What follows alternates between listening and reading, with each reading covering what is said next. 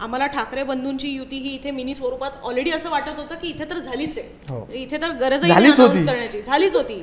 तर काय आता म्हणजे आम्ही सीट शेअरिंग पण करून टाकलं होतं. अच्छा, राजू पाटील नाही, आमचं बऱ्याचशा सीट्सवर राजू पाटील साहेबांनी माझी चर्चाही झाली होती की आपण कसं सीट शेअरिंग करूया. आणि मी तुम्हाला सांगतो, माझ्या डोक्यातही नव्हतं की मी भारतीय जनता पार्टीमध्ये जाईल किंवा मी प्रवेश करेल, माझ्या विचारातही नव्हतं. राजू पाटील आणि मी जेव्हा बसलो होतो, आम्ही सीट शेअरिंग तयार केलं होतं. मी तुम्हाला मगाशी सांगितलं तसं माझ्याकडे प्रत्येक वॉर्डनिहाय माझ्याकडे उमेदवार, मनसेचा कोण उमेदवार आहे टेंटेटिव्ह असू शकतो, आम्ही पूर्ण दोघांनी बसून आम्ही 5-5 तास बसलो मीटिंगला आणि सगळी यंत्रणा आम्ही तयार केली होती. पण नंतर मी गेल्यानंतर मग राजू पाटील साहेबांचा हिरमोड झाला की यार तू आता गेला, आता सगळी गडबड झाली. पण आम्ही तयारी केली होती, पूर्ण सगळं यंत्रणा तयार होती आणि युती झाली असती तर इथे फरक पडला असता, खूप पडला असता. हो, 100% पडला असता. म्हणजे मी असतो तर. अच्छा, तुम्ही असतात तर. आता राजू पाटील यांनी पुढे काय सांगितलं की नाही तुम्हाला, की तुम्ही त्यांना काय सांगितले नाही? आम्ही ऐकलं की तुम्ही त्यांना ऑफर देताय. नाही, ऑफर नाही. मी त्यांना त्या दिवशी त्या पत्रकारांनी थोडं इन द रॉंग सेन्स घेतलं.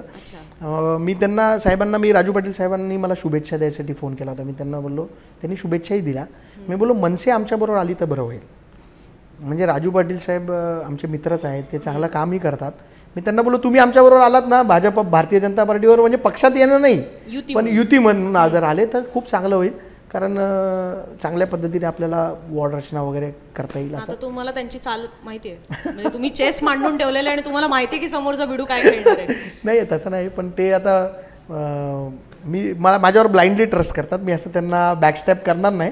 पण ते मनसे म्हणून पक्ष म्हणून ते आता करणारच आहे. त्यांची ठाकरे साहेबांबरोबर युती तर झालेलीच आहे, म्हणून त्यांचे उमेदवार आता आमच्यासमोर असतीलच. असे युतीबद्दल म्हणून म्हणजे ते अधिकृतरित्या अजून जाहीर करत नाहीत, पण तुम्हाला असं वरून त्यावेळेला काही सांगितलं जायचं की तुम्ही करा, तयारी करा, आम्हाला क्लिअर इन्स्ट्रक्शन्स होते, युती एकत्रच लढायचं. एकत्रच लढायचं म्हणजे इतकं क्लिअर आहे. ठाणे आणि डोंबिवली, ठाणे डोंबिवली, कुठे बोललं, ठाणे डोंबिवली मुंबई सगळं आम्हाला त्यांनी क्लिअर इन्स्ट्रक्शन दिले होते की तुम्ही वॉर्ड रचनेप्रमाणे, पॅनलप्रमाणे मनसे आणि तुम्ही एकत्र बसून तयारी करा.